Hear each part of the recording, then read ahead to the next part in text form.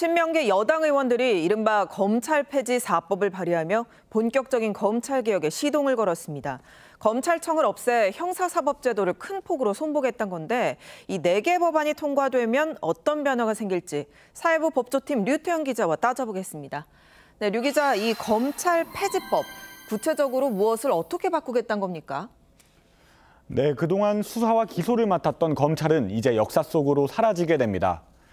행안부 산하에 신설되는 중대범죄수사청과 법무부 산하에 만들어진 공소청이 검찰이 갖고 있던 수사권과 기소권을 각각 나눠 갖게 됩니다. 결국 중수청, 공수처, 경찰이 수사를 나눠 맡고 공소청이 공소유지를 전담하게 됩니다. 국무총리실 산하 국가수사위원회도 새롭게 만들어집니다.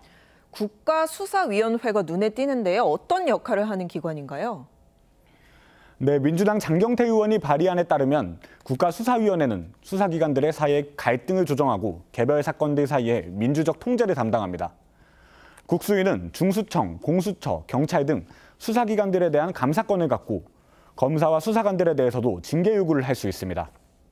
또 때에 따라서는 개별 사건을 직접 조사할 수도 있습니다. 또 수사심의 사건도 처리할 수 있습니다. 사실상 국가수사기관을 총괄하면서도 사건 수사에 대해서도 관여할 수 있어서 무소불위의 힘을 갖게 됩니다. 국수위를 둬가지고 좌지우지하는 거죠. 수사를 개별적인 사건에 개입해가지고 무소불위의 권력을 행사하는 거거든요.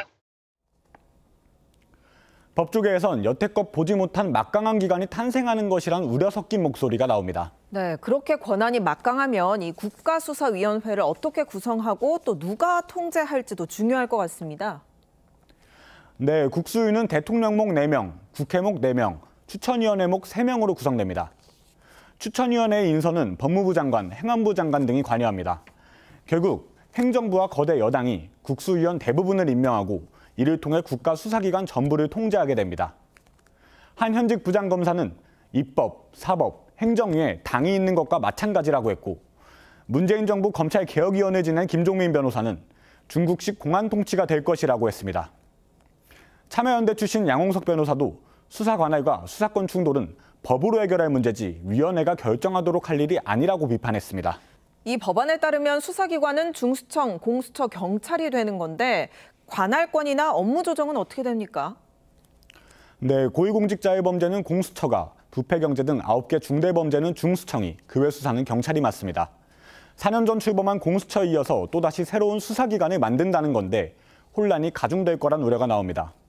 앞서 윤석열 전 대통령 내란 우두머리 혐의 수사를 두고 검찰, 경찰, 공수처가 경쟁적으로 뛰어들면서 결국 전직 대통령의 구속 취소라는 초유의 사태까지 벌어진 적이 있는데요. 다양한 수사기관이 경쟁하여 수사를 하면 잘하고 이런 말을 하던데 수사를 경쟁적으로 해가지고 누구한테 도움이 되죠?